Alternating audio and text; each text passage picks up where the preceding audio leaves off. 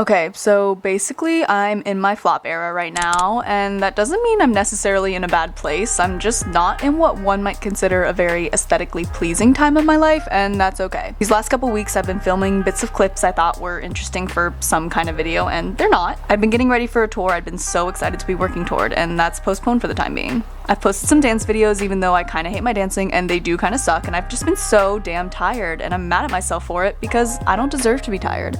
I have everything to be thankful for right now. The world is my oyster, I'm in my early 20s, so I don't get to whine and cry about how the luxuries in my life aren't meeting my standards. Literally, Kim, there's people that are dying. And I know that my subtle crashing out is literally no one's concern, and my intent in posting a video like this is far from hopes for sympathy.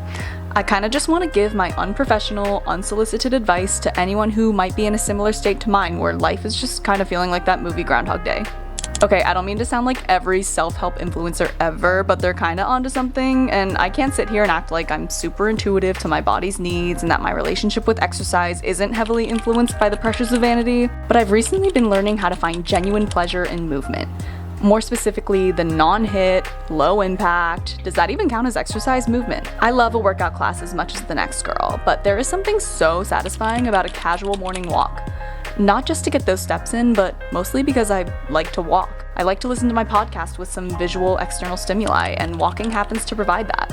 So, long story short, staying active doesn't require a fancy reformer Pilates class, and staying active assists so many aspects of your body. Angiogenesis, which increases blood circulation, stimulation of neurons that produce GABA, an important neurotransmitter that keeps our body calm, increasing hippocampus and prefrontal cortex strength, two sections of the brain you're gonna want intact as you age and grow more susceptible to neurological disorders. I'd like to point out that all of these benefits have nothing to do with your physical appearance. I could literally list the benefits of exercise forever, but no one wants to fall prey to more of my stupid little slides that no one cares about except for me, but my main point here is however you can move. It can be an hour, 30 minutes, even 10 minutes. One step is better than none, and it doesn't have to be this all or nothing thing. So, in chemistry, activation energy describes the minimum amount of molecular energy needed to start a chemical reaction, and sometimes a catalyst like an enzyme is utilized to lower a given activation energy and produce the same reaction at a lower energy demand. I don't mean to keep dragging science into what's meant to be a comfort video, and I will accept hate comments with open arms for it, but sometimes I find that indulging in that $7 matcha can be my personal catalyst to get that bit of video editing done. Sometimes that catalyst can look like an extra generous spoonful of almond butter on my oatmeal to get me out of bed. And sometimes that catalyst can look like picking up a crisp Diet Coke from 7-Eleven before a double so I can have something to sip on between tables.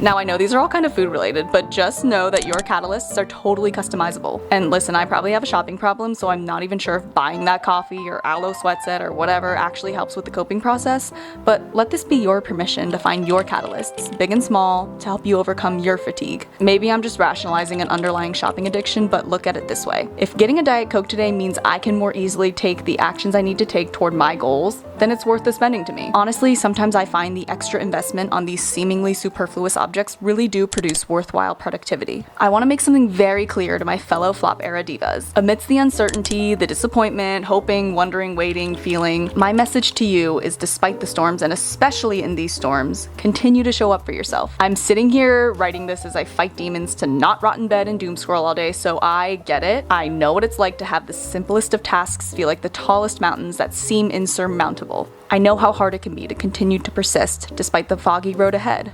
Is this even worth my time? Am I terrible for feeling tired? Does my exhaustion mean I don't want it badly enough? Why invest in the uncertainty if my return on investment isn't guaranteed? In case you wanted a glimpse of what my brain sounds like, just multiply the intensity of those thoughts by 100 and that should paint a good picture. Sometimes, and by sometimes I mean most of the time, I'm not even physically tired, and it's the emotional exhaustion of persistence that can puncture a hole in my tires. So if you're in a similar situation, I hear you and I see you, and let this be my word of advice to you. You have an active choice every single day to take steps toward the person you'd like to become. If you're a slight pessimist like me, sometimes my mindset can manifest subconscious, almost reflexive reactions when approached with adversity that literally add 100-pound dumbbells in either hand that make taking a single step feel impossible. I start to berate instead of build myself, and I find anger instead of acceptance. I've learned that my mindset in part derives from growing up a competitive Irish dancer, and consequently, I have learned to expect nothing despite giving everything in all aspects of my life.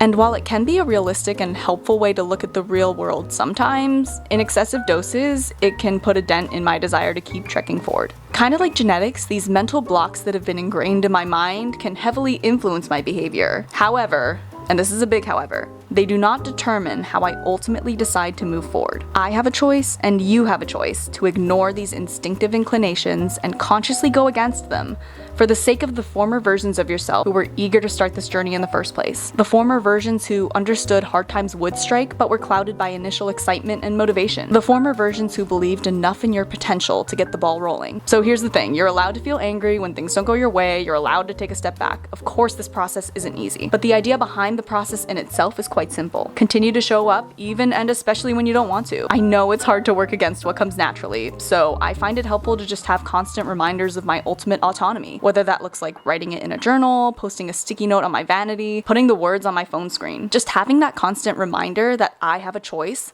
pushes me back on track when I find I'm derailing. And understand no phases in life are permanent, so keep consistent with what you can control, which is your choice to show up. I'm here to try and reevaluate the negative connotation that comes with one being in a so-called flop era, and view it more so as the natural ebbing and flowing that comes with being in different seasons of life. Flop era as in the natural downward swing in life events as part of a perfectly normal lifestyle homeostasis, I guess. Just as the highs in life are temporary, so are the lows. And one single note doesn't create the song, and life isn't the result of our isolated best experiences. Sometimes I wonder amidst these fluctuations, what am I learning right now? What is this teaching me? Is there some divine plan that requires these events to occur for me to progress? And like I said, I'm just a girl in her 20s, I have no fucking clue what's going on. I recognize the profound state of privilege I find myself in, where I possess the flexibility and space to try and fail as I please, and that's an opportunity I will never take for granted. I want to express to anyone who will listen that it's okay if your life is feeling mundane or redundant or even a little lost. Lean into it. Dare I say hold space? No, okay, I'm canceling myself. But recognize the less exciting, more lonely phases in life as exactly that.